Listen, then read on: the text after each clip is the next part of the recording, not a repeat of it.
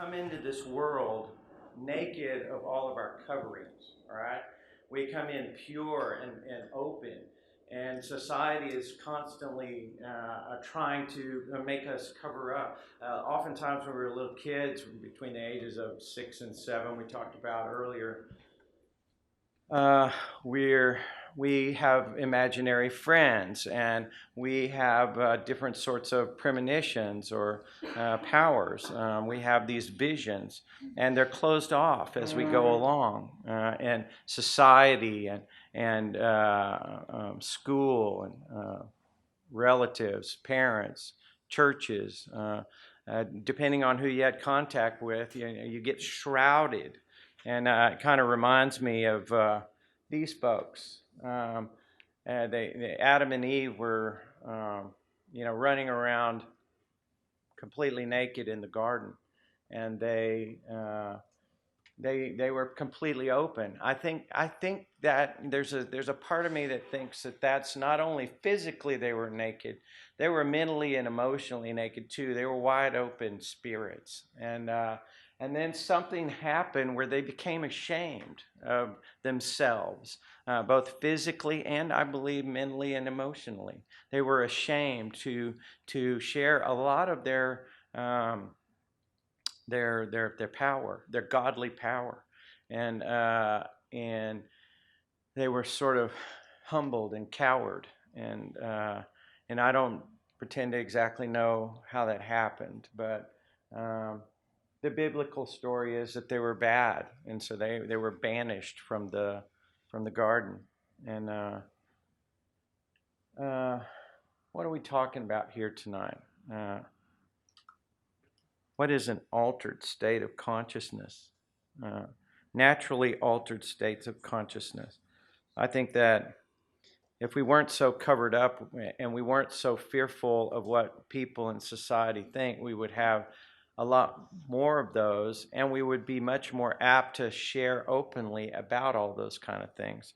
And and I think that in the sharing, it helps us. uh, Deja vu and breathing techniques, meditation, yoga bring about different states. Deja vu, of course, is this feeling that you've been here before, you've lived here before, or you've experienced a certain situation before. Uh, you can't explain it, but you just know that you know. You just don't know how you know. Uh, Breathing techniques, meditation, they can also bring about this altered state of consciousness. Really, just a different state than you normally have in your waking sort of left brain mind. But travel, I included travel because travel is really when you travel to a place you've never been to before. Uh, you get into an altered state of consciousness. Your radar opens up. You're all of a sudden your senses are much more heightened. That's why people like to travel in part because it's new. But when you travel to a foreign place, a foreign country, you're much more apt to try things, try new food, try a yoga class, or try some exotic dance or whatever it may be. And travel is good for.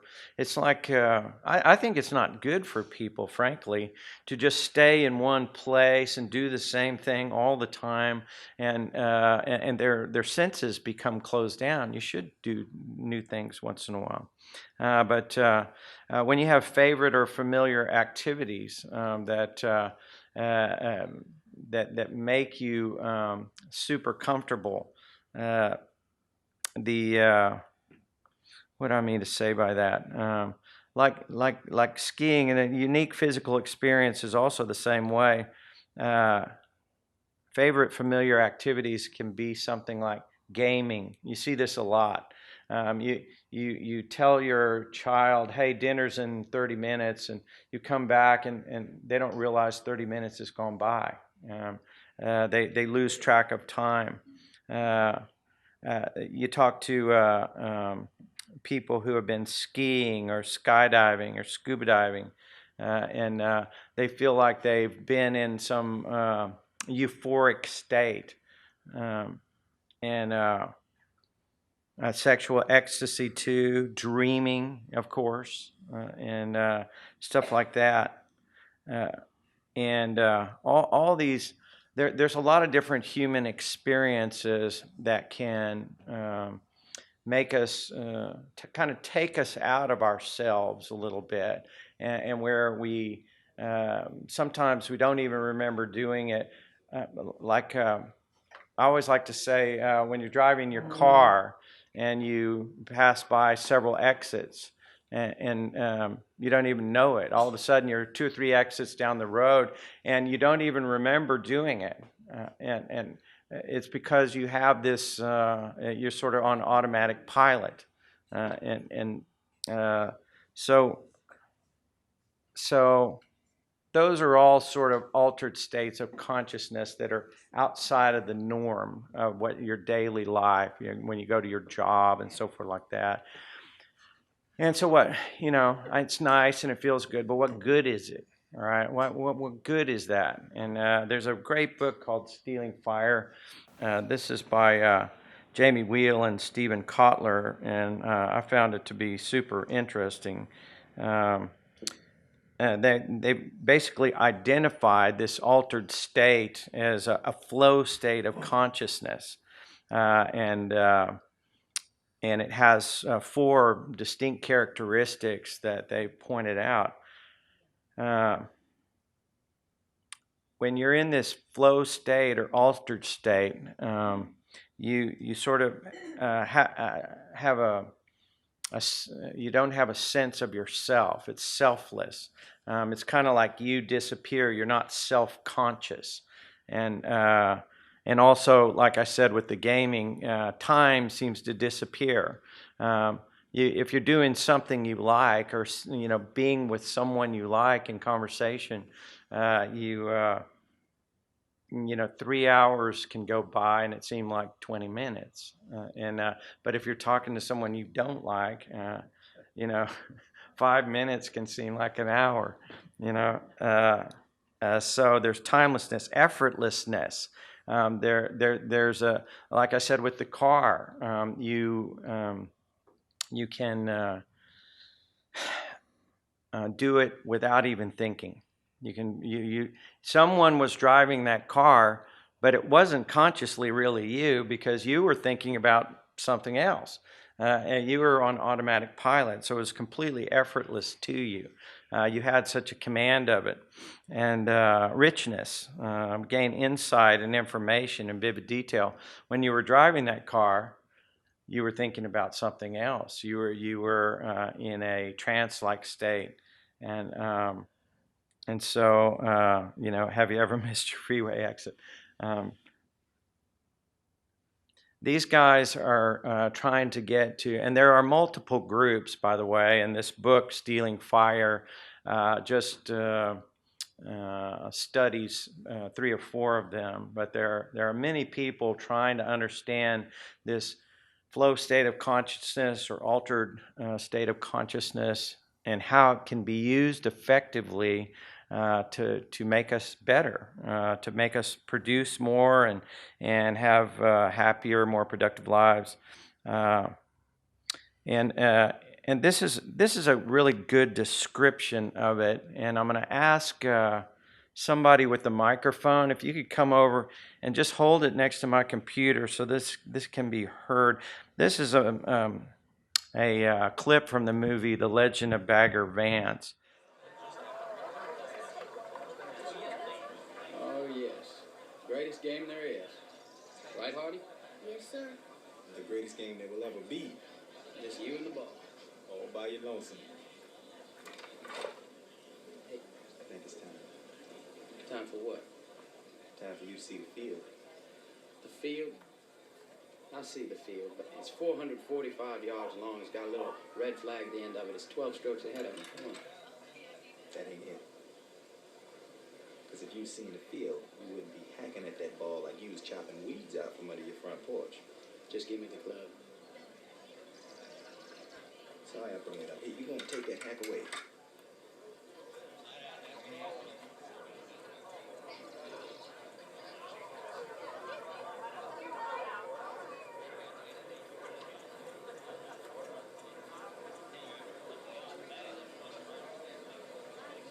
What's a field?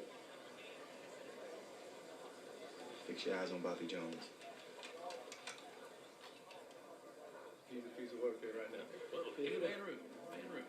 Knock it out there, Bobby.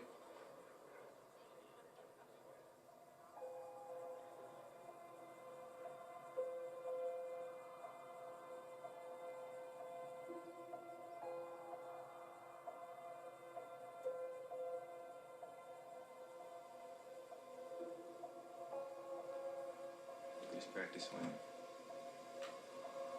Almost like he's searching for something. Then he finds it. Watch how he settles himself right into the middle of it. Feel that focus. And he got a lot of shots he could choose from. Duffs and tops and skulls. There's only one shot that's in perfect harmony with the field. One shot that's his. Authentic shot. And that shot is going to choose him. There's a perfect shot out there trying to find each and every one of us. All we got to do is get ourselves out of its way. Let it choose us. Look at him. He in the field.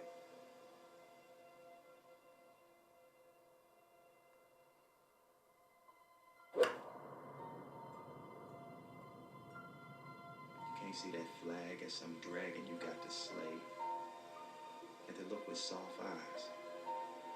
See the place where the tides and the seasons and the turning of the earth all come together. Where everything that is becomes one. You got to seek that place with your soul, Junior.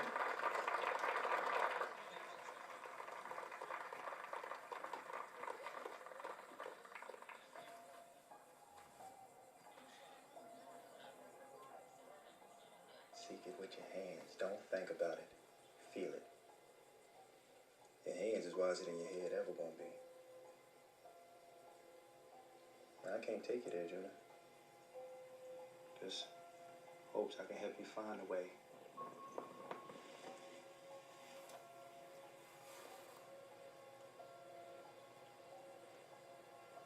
That's you, that ball, that flag,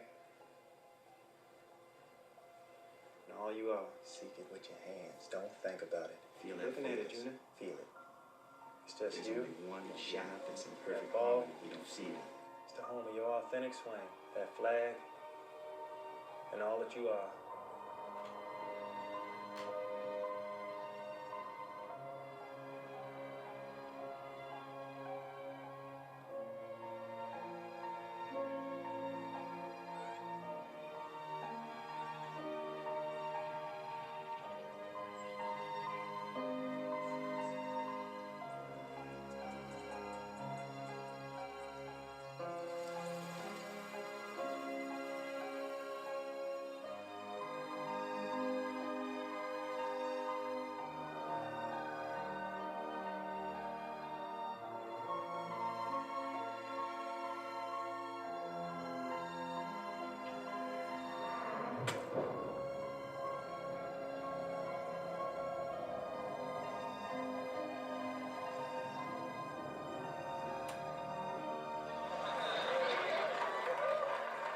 Even the blind squirrel finds an acorn now and then, Bobby.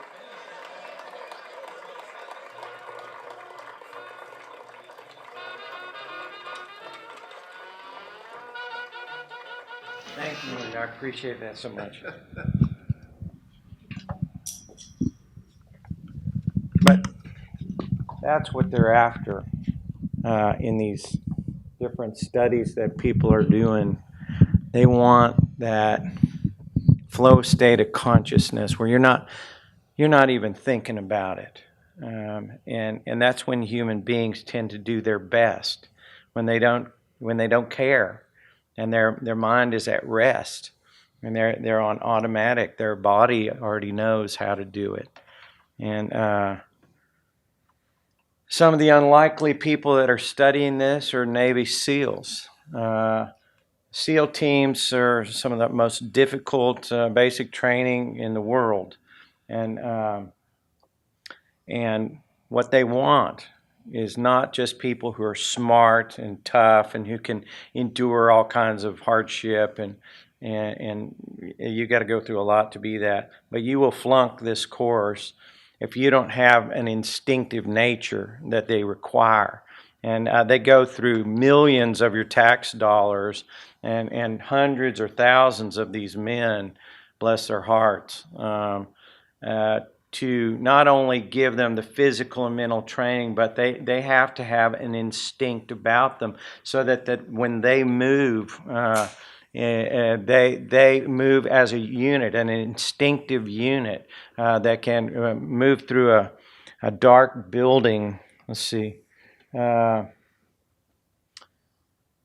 guy in front of you, you're doing the exact opposite of the guy in front of you. So if he's looking this way, you're looking that way. And you move in this harmony that they can't really explain. All they can do is try to work through hundreds of men to find the exact ones that they want. And there's a lot of broken hearts in SEAL training because these guys have passed all the academic tests, all the physical tests, but they haven't passed the intuitive test. And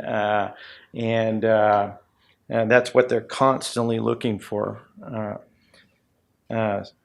All professional sports of all kinds. Surfing is one in particular where you move through a wave, and once you've trained for it, and you have that sort of feeling of the ocean and how it moves, and you know what the wave's going to do, and you're in a trance. And oftentimes these surfers who win the Bonsai Pipeline Masters say, "I don't even remember going on that wave. I don't even remember it." And they did this stellar performance. Also, these folks, Silicon Valley executives, they're looking for this also. And these folks are oftentimes the same as these folks. And they go to a thing called Burning Man, and oftentimes they'll take drugs, but sometimes they are just there completely letting go. And they will go with their whole office and have an experience there out in the desert. If you don't know what Burning Man is, it's a giant place, I think, out in the Mojave Desert, where they build a city of 100,000 people for about 2 weeks every year, and have this festival. And it's creativity, and it's team building with their office, and it's all kinds of things. But the idea is to get into a flow state of consciousness, so that when they get back to the office, they have these sort of common qualities that they've developed together. And who was really one of the leaders of this movement? His name is Steve. Steve, I'm told, would not hire you for any kind of creative job had you not taken LSD or some similar type of hallucinogenic. He thought that was one of the cornerstones of his ability to be creative and make things like this. And so he insisted that they have all sorts of experiences in his company.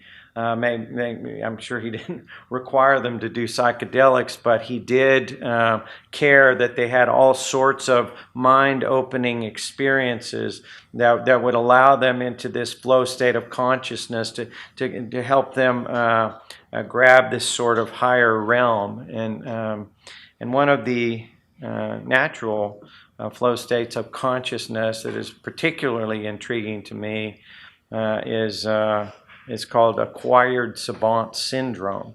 And I touched on that just a little bit when we talked about near-death experiences, but acquired savant syndrome, everyone know what a savant is. Like Mozart, he came into the world and you didn't really have to teach Mozart how to play the piano. He just knew. And so he was a savant, but someone who has acquired this savant capability. There are 40 or 50 cases in the world that I think are known. There's probably a lot more, but people get hit on the head and all of a sudden they can speak another language fluently without any training. Or a woman had a stroke and she was a neuroscientist. You can see her TED talk. Yeah, and I can't remember her name, but she has a fascinating story of how she really lost the capacity of her left brain, and her right brain completely opened up, and she had amazing mystical experiences. And there's a gentleman who I think he dove into a swimming pool that was half empty, and he can draw mechanical drawings that only an engineer could do with tools, and he can do them freehand. All right, and he didn't have any training doing this. My favorite, though, is the Lightning Sonata character, and uh, he was in upstate New York in 1998, and he had his family out at this lake, and he went to talk on the payphone. He was a doctor. He's an orthopedic surgeon, and he was calling his office, I think, and he's talking on this payphone when lightning hit the building, and it ran down the roof and down the side of the building and down the phone line and shot about 1,000,000 volts into his ear, and he died instantly. And his explanation was, I really didn't move. My recollection was that it was kind of a little bit of a jolt, but then I saw my body fly about 20 feet, away, and I was standing right there, and it was like, huh, you know, that was weird. And I sat there and watched all the caregivers come and try to revive me, and and when they did, I went back into my body, and within a couple of days, he has a fascination with Chopin, the pianist. And, uh, and within a short period of time, he's telling his wife that he's going to buy a piano, and she thought he was crazy. He's never played music in his life. And, uh, and then he started composing, and now he plays concerts. And he wrote a complete body of music called the Lightning Sonata. You can get it online, and Lightning Sonata. And he's fascinating. Whenever he plays a concert, people clap for him, and he says, I wish I could accept the credit, but I didn't work a day in my life to get this. I just it just came to me. It's been a gift, and it's fascinating. And so the question is, from where does this knowledge come? From where does it come? Uh, and uh, and I've heard people say, well, you have these Akashic records. There's a body of information out there, all right? Otherwise, how could they do that when you haven't taught them? And what we talked about a little bit before is this notion that your brain is like a receiver transmitter, and that it is simply gathering information or transmitting information. We have instincts when we meet someone that doesn't seem right. We know, or if we like them and feel comfortable around them, we know that. Or there's situations that are dark or uncomfortable, and we know. And and so, how do we know? Uh, we know that we know, but we don't know how we know. And that is a fascinating question to me. But that is exactly what these people are trying to help their employees, their soldiers, their athletes to learn how to do, is to tap into that higher state of consciousness where the information simply comes to them. And I find it fascinating. I wish, I knew just how hard to hit myself on the head with a hammer, and, I could turn my radio on a little better, but I don't quite know. And, So that's basically what I've learned about altered states of consciousness. I continue to read this book here, which I'm in a little book group, and we're reading this 1 + 1 = 1, and this is by a Unity minister. And I didn't think much of it when we voted. Actually, when we voted on a new book, I voted for the Tao of Physics, and I didn't vote for this book, but I was overruled, and I'm so glad I was, because this is really a good book. 1 + 1 = 1. 1 + 1 is 1. And uh, the guy talks about, I'll just read you one quote out of it. There are many, and he puts it all together so nicely. He said, a respected, well-known author and spiritual teacher from Germany, Rudolf Steiner, stated in his writings, for every human being bears within himself, beside what we call the work-a-day man, a higher man. And each individual can only himself awaken this higher being within him. Let me read that again. And each individual can only himself awaken this higher being within him. In other words, nobody else can do it for you. You have to do it.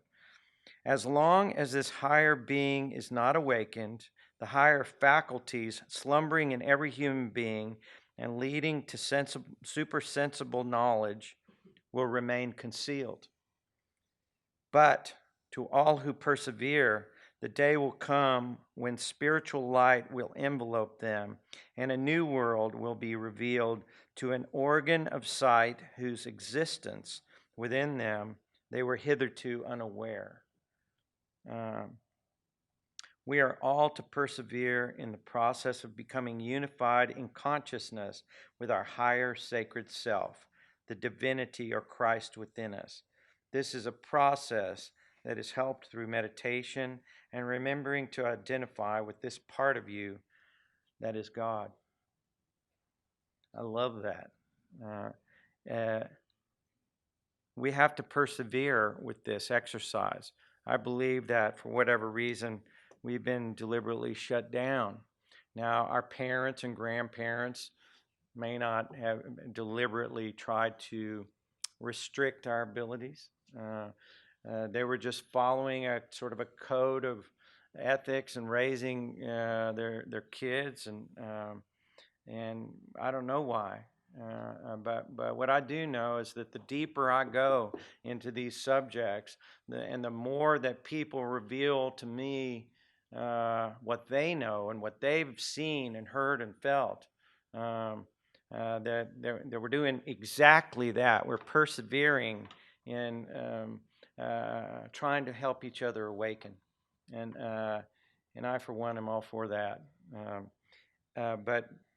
But I too am afraid. Part of the reason I do this is not just for you. I wish I could tell you it was, but it's really for me. It's therapy for me to say these things and share these things so that I can hear myself and you can hear me publicly say some of these things, and in return I get a payoff from you that you share with me a little bit about some of the things you know. These altered states of consciousness are inklings in what he calls here the spiritual light that will envelope us, and a new world will be revealed to an organ of sight of whose existence within us we were hitherto unaware. I'm becoming aware of mine, all right? And I don't know how this happened, but it is happening. And what I want every day that I live is to help develop that. One of the natural altered states of consciousness that I have to share was in the Galapagos Islands in 1994. And I was taking a group of scuba divers at night diving, and as often was the case, they were photographers and they didn't want me hanging around. They didn't want the guide hanging there with them, because it's hard enough to get the marine life to come close to you, and so I just would wander off by myself and let them do their thing. And this was at nighttime. We were only in about 40, 50 feet of water, 40 maybe. And so that's not very deep. You can breathe a long time at 30, 40 feet of water. When you get deeper, you get a shorter time. But I had a good 30, 45 minutes just to hang around. And so I laid down on the bottom of the ocean, and it was a clear night, and the stars were out, and the water, of course, was super clear there. And I just laid there, and turned off my little flashlight at night and just laid on the bottom of the ocean. And it was such a beautiful thing that started to happen to me. Um, there's this sort of gentle rocking of the ocean, and a complete disconnection from my body. It's like I have been in a sensory deprivation tank before, and it's similar to that, except from the bottom of the ocean, I could see through the water, and I could see outer space too. And it was just such a magical time, and I began to feel that I was gone, and that the ocean was cradling me, and that I had become part of it. And it was marriage. It was just the most beautiful thing. And whoever I was before that was all gone, and I was wrapped in the arms of the ocean. It was beautiful, and that alone was stunningly beautiful, and made me feel like I had gone to outer space, or I had gone far into the ocean.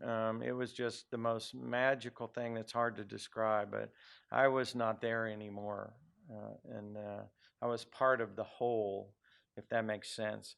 But then. I started to notice that there were little twinkles, and it looked like little tinker bells that were swirling and twirling in front of me, and I thought I was having a massive hallucination, and uh, and but I realized eventually that I wasn't. It was a school of sea lions that were up on the bank, and in the Galapagos at night, when you swish the water around, it has phosphorescence in it, and uh, and so as I was, sort of in this altered state of consciousness, these twirling little sea lions would come down with the star trails behind them, and they'd come up to my mask and look at me, and say hello, and they would sort of tug on my arms and my fins and things like this, and they were just being playful, and it was just the most magical thing, and I felt that I was, a part of that collective that they speak of when they talk about this collective consciousness. This whole. Some folks refer to it as the Akashic record, the record of everything that's ever been, and I don't know about all that, but I know the things that I feel.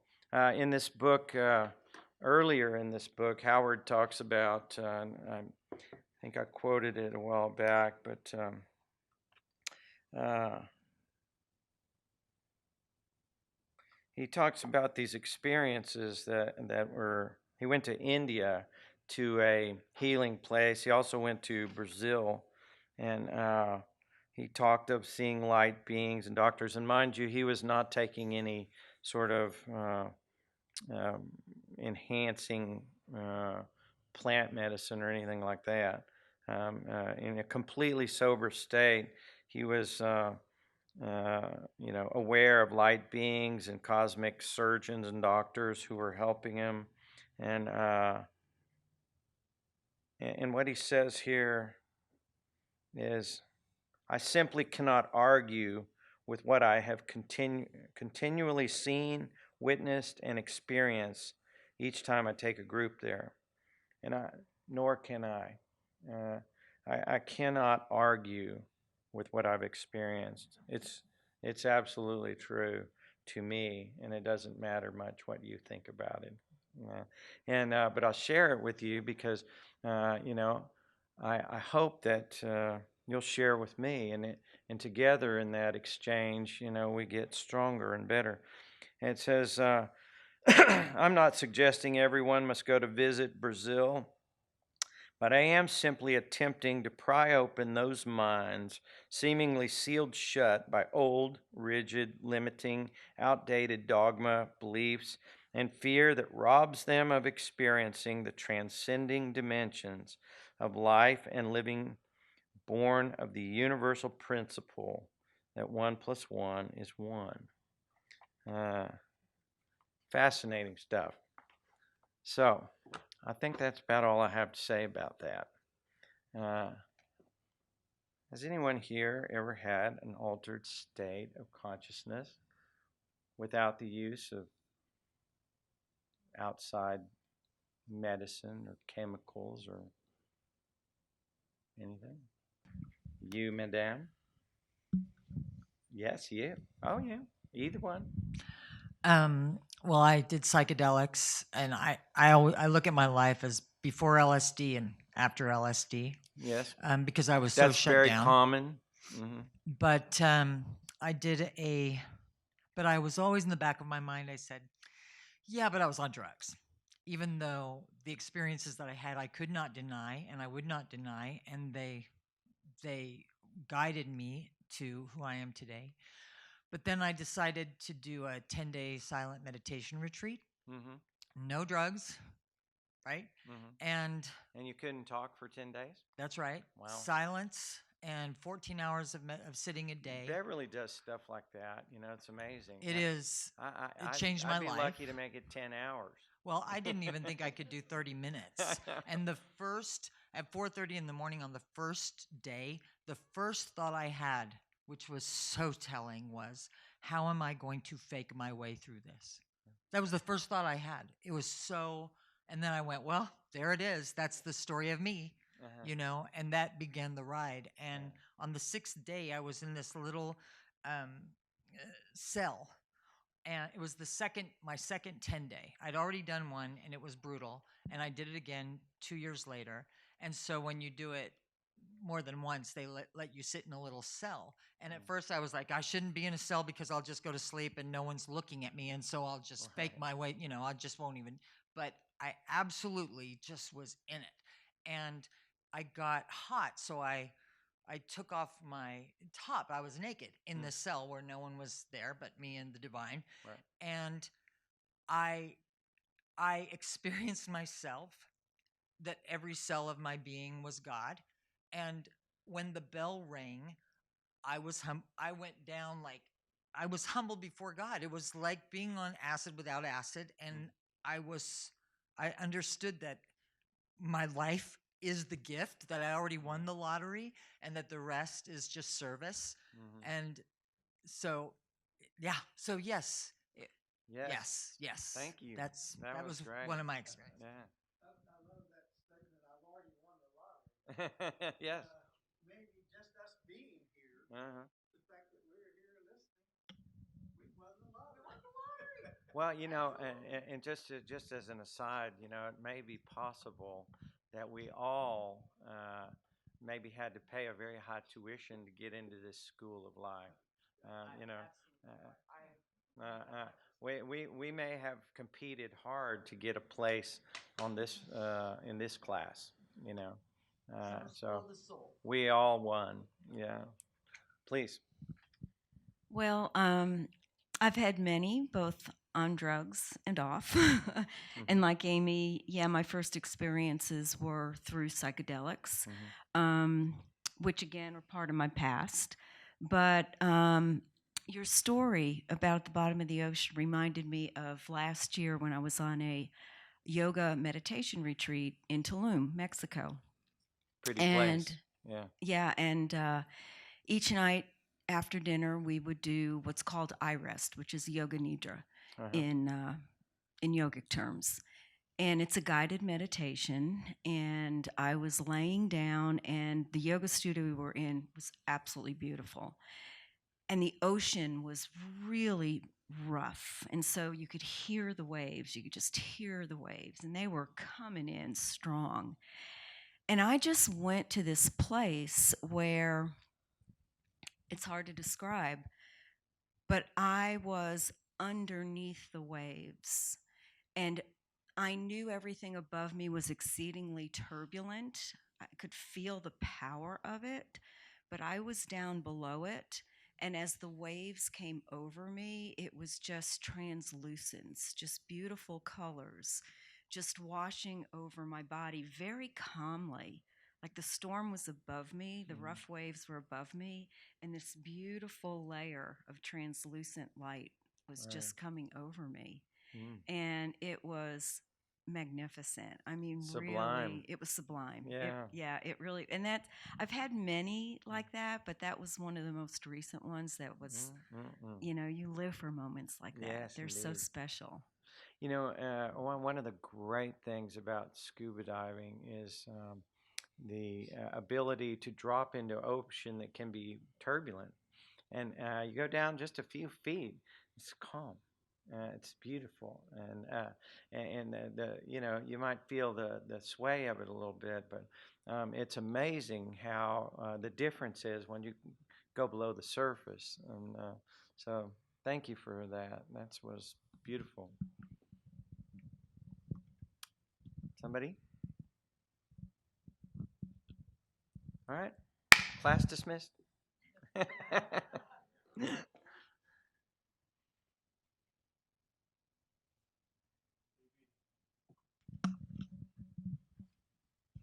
Sharing your adventures with us. Thank Thank you you, for my sharing friend. those Thank you adventures. for being here. Yeah.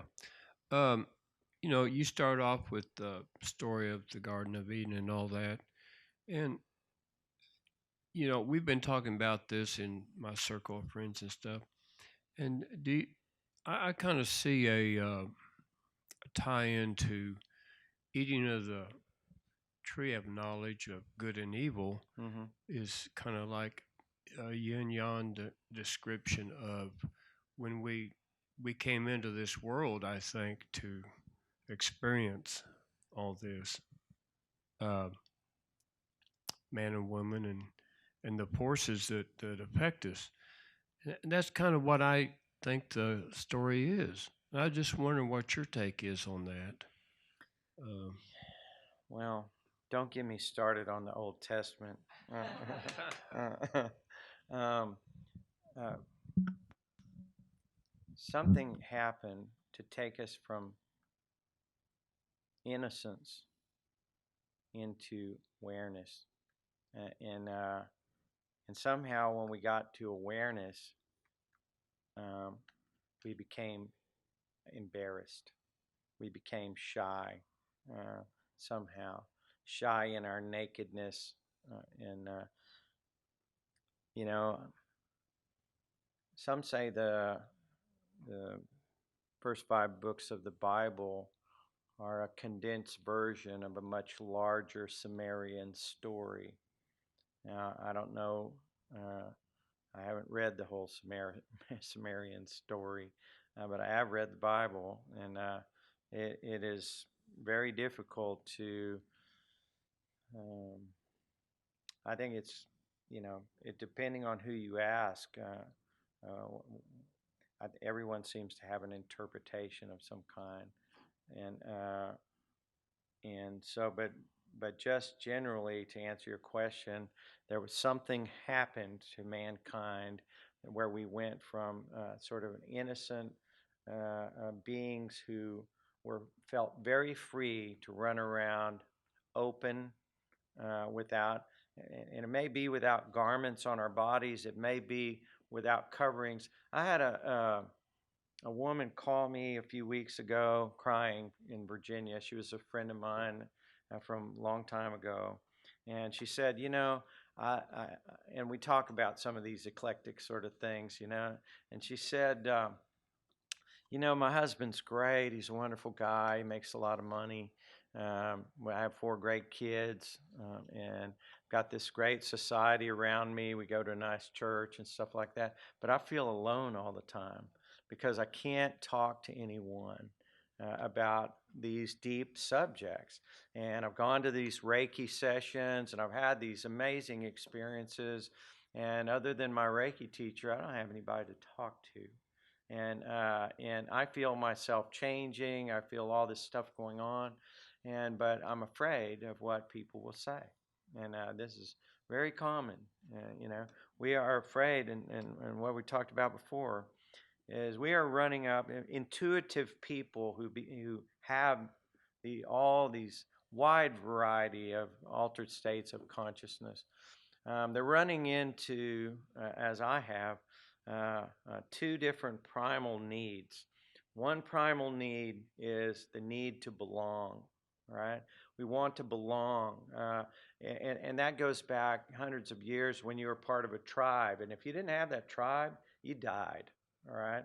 If you didn't have the support of the family around you, for food, for shelter, to fight off enemies and wild animals and what have you.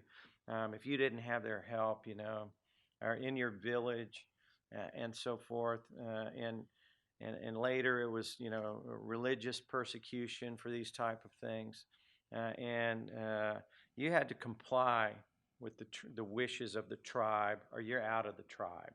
All right, and yet, as much as you love that tribe and you want to be a part of that tribe, at the same time, you do indeed have this rising intuition, this sort of, I call it a right brain awakening, where you have access to deeper things. You do see, visitors that are not physically there. You have had past life regressions. You do feel a sense of divine protection or guidance, and so forth. You've been out of your body, but you can't tell anybody. And that's what she's expressing to me, is that she's sad. She feels sad because she doesn't have anyone to tell about these marvelous things. And and I think that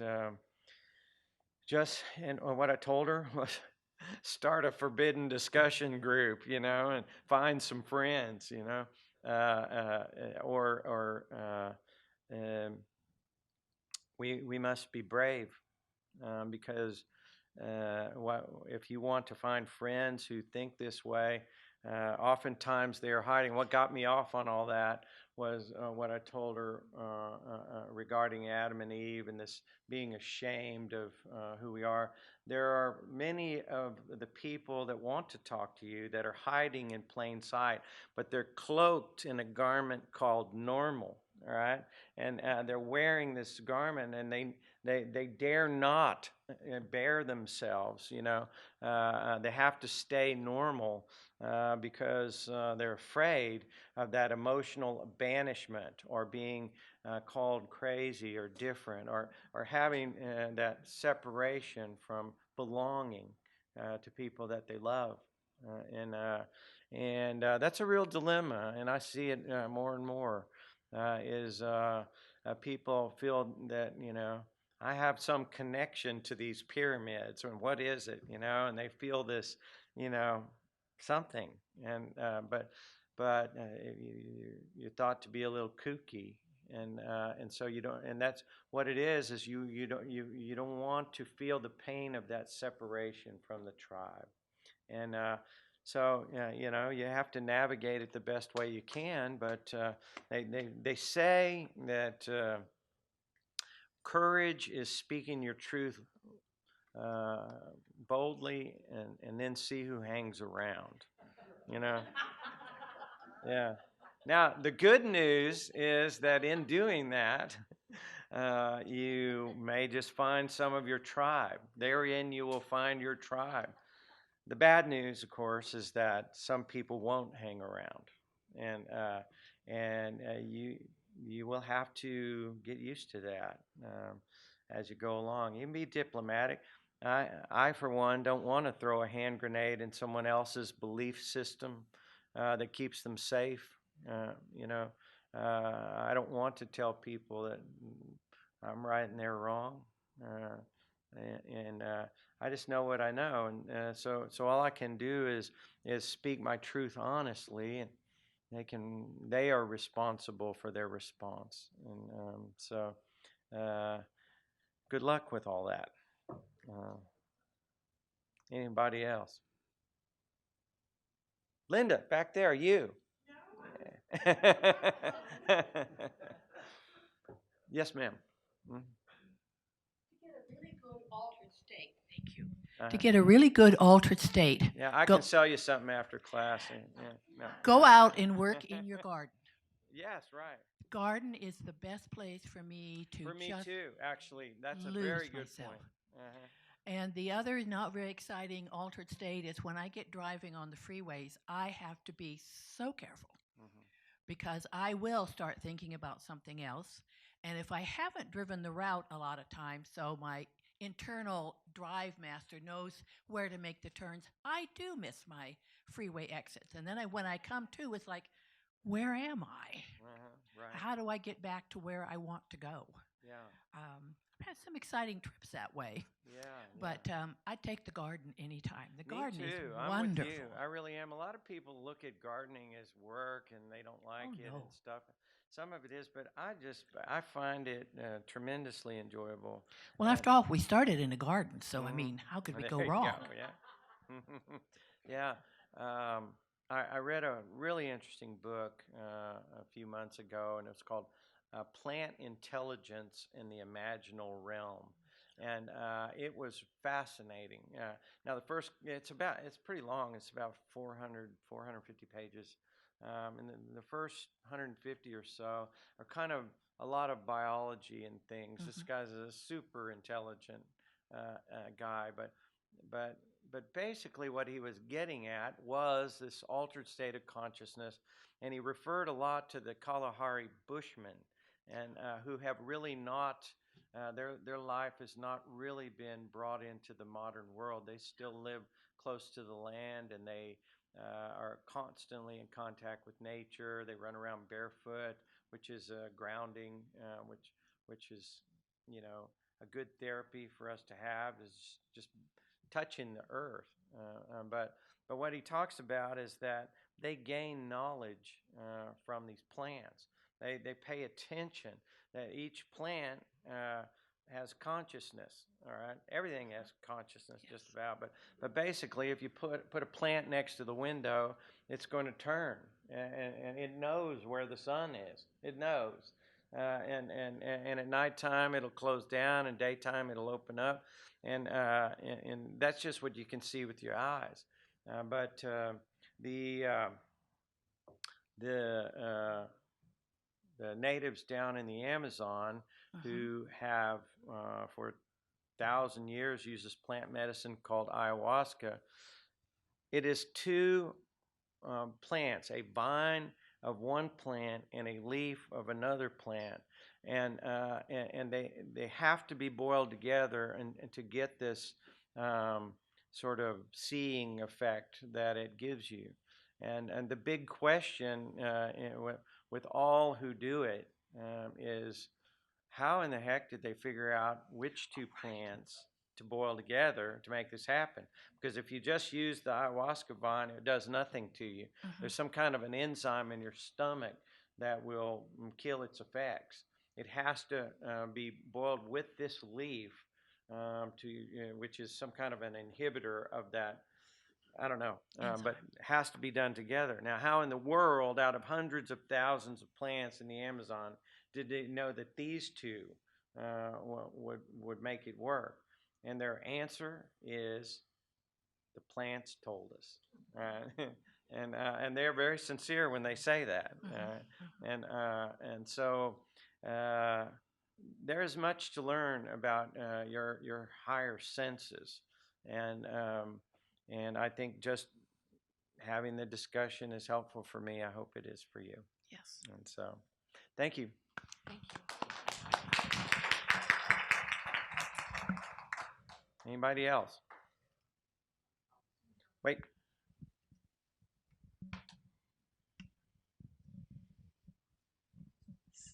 So I think there's many ways into that flow state, and one that we used to do, Andy and I, years ago, is called dance meditation with Dunya, and there were some sessions. There might be. We'd go on retreat, sometimes 3 to 7 days, and you could just go deeper and deeper into the process. Um, there might be 20 or 25 people there in a large room. And at one point, occasionally, she had many different exercises. It was very creative.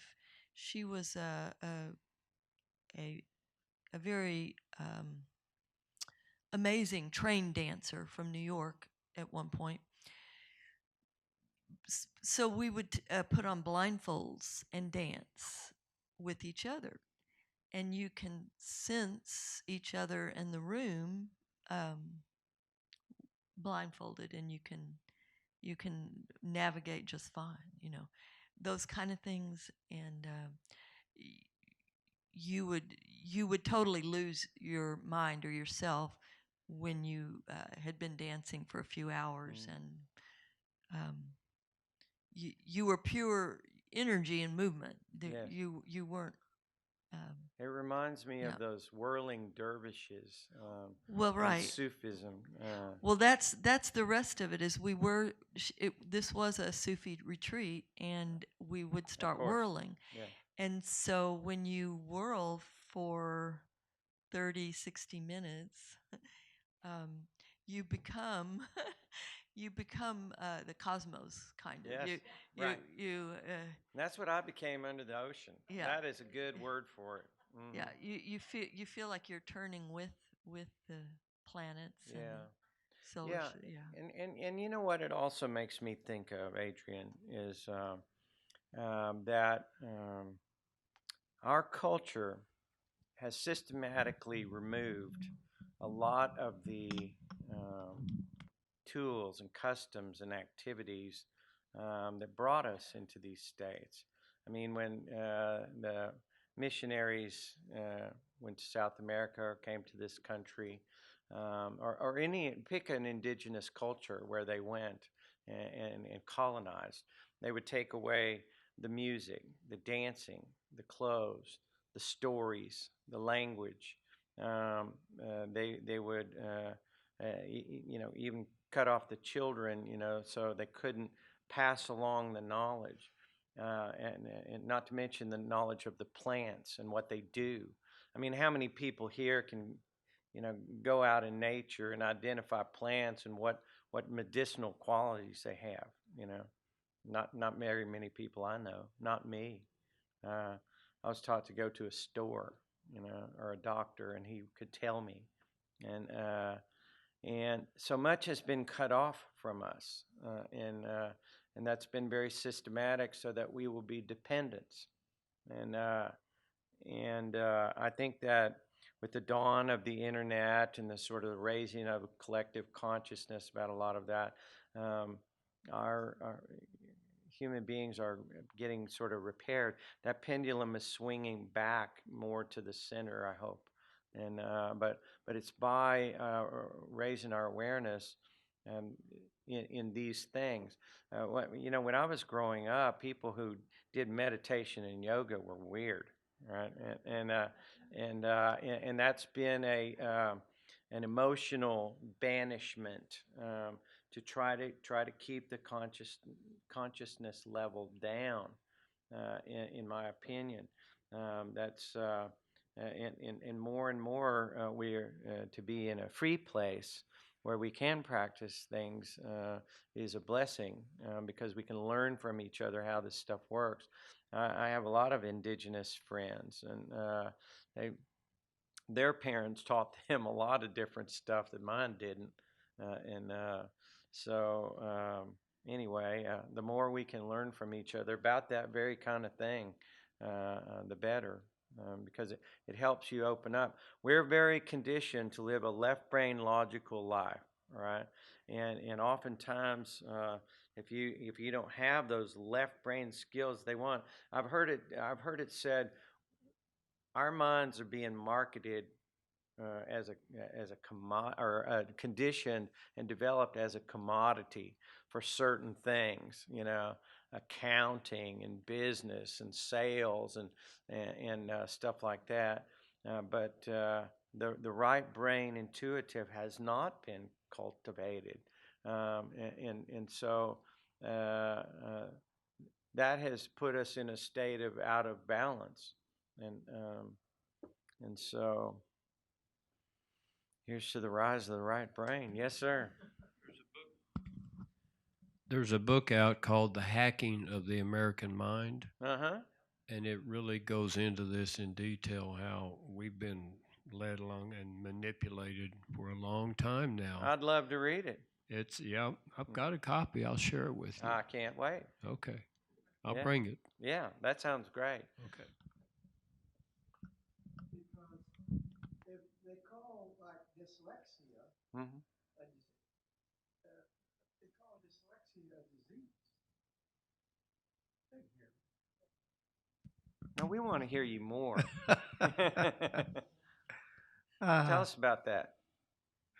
well, I mean, I've been, I'd say, pretty well balanced, but I definitely was not left brain. I still am more right brained, Mm-hmm. and and if you're kind of right brained, you look at the world differently, Mm-hmm. and that's not bad unless society tries to get it out of you. Right. Right. They try to say, "Oh no, we got to fix you." Mm-hmm. And well, anyway, I feel blessed that I am quite a bit right brained. Well, when you look back when you were a little kid, and the way you looked at the world, or perhaps things that you noticed that other people didn't notice, is there anything that comes to mind about how that sort of dominant right brain um, sort of impressed you or set you apart? Well, I was willing to follow Intuition. my own intuition. Uh-huh.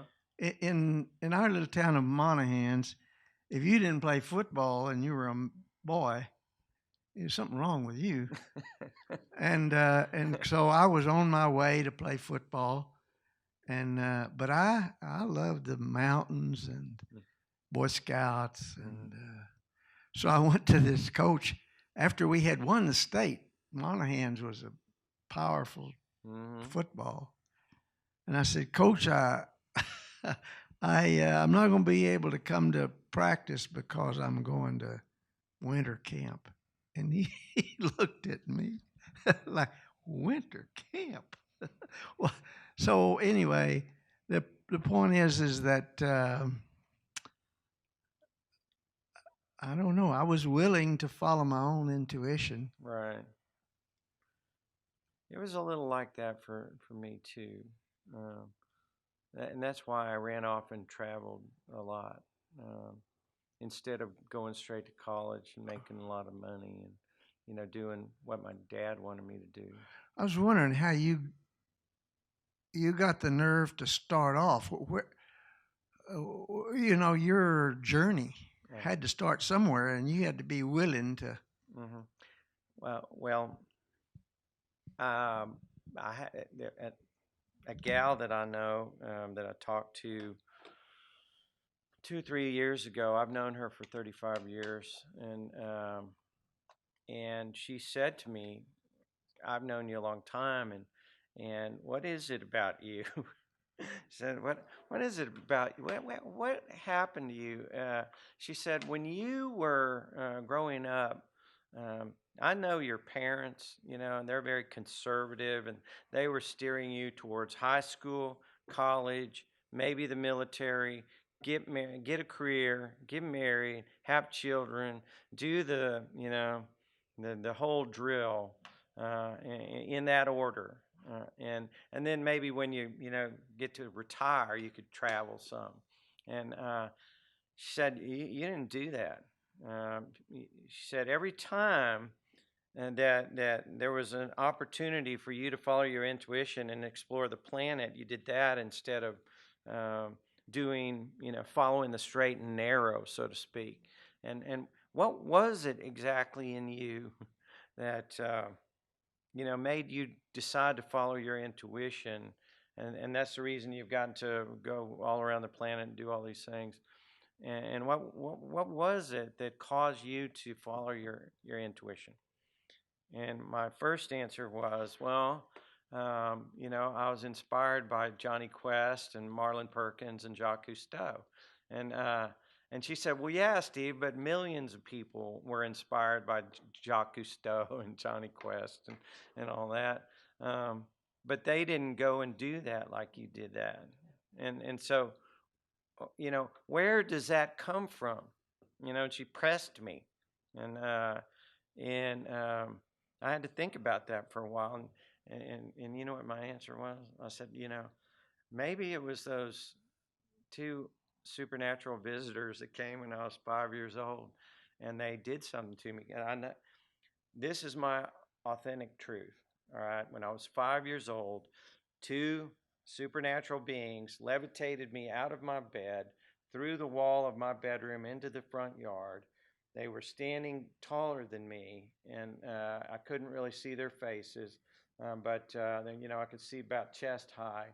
And one of them pulled out something out of his pocket that resembled a small flashlight, and he shined it right here on my abdomen, and I could feel it go into me. It was vibrational, and and then that was it. They sent me back to bed, and it was over. And I didn't feel afraid, but I didn't know what it was, and I never really told anybody until I was in my 50s, you know. But that is my authentic truth, and so I said maybe it was those aliens that came to visit, I don't know, but what I know for certain is they gave me something. I think it was an inoculation of some kind, and that helped me to not go completely asleep in the face of a lot of conditioning. I think they were part of my circle of protectors that have helped me all along. And they wanted me to travel. They wanted me to explore the planet. They wanted me to meet the people all over this planet so I wouldn't just be in one little corner of the world thinking that this is all there was. I had to have a broader perspective. That's the true answer. And do with that what you will. you know. Yeah, there you go. You know, I also believe, although I didn't see them the second time, when I was more or less a year later, about 6 years old, I had this out of body experience where I flew over the elementary school in a light body, and I could see my physical body walking down the sidewalk, and I connected that I am a spirit and that body is just a loner. All right. And I connected that. And then, I could move around and I fly wherever I wanted to. And from that moment forward, there's never been a moment of my life that I was ever afraid to die. Ever. I'm afraid of other things, but I'm not afraid to die. And I think it's going to be amazing. And in my mind, I've already been there. I know what it's like. It'll be neat. And so, as I share these things, I think it helps people. And I've grown more and more to where I don't really invest too much in what people think. It's not my responsibility. Uh, it's you know, it's just my responsibility to share what I know and what I've gotten to see running around the planet and just throw it out there. I mean, part of the reason I do this also is because I want to speak into a camera and tell these stories into the camera. I'm afraid of that. I've been here 6 months. I won't do it, and and I have a kind of a fear of that because I got a lot of the way that I built my Facebook page was doing Christian missionary work down in Peru, and about half the 5,000 people on my Facebook page are very conservative people, and maybe I'm a little inhibited about that, but I'm getting over it. And what Howard Caesar tells me, and I encourage you all to get this little book. It's great, but that we have to persevere, and we have to share what we know. So anyway, thank you, and good night. Appreciate you coming.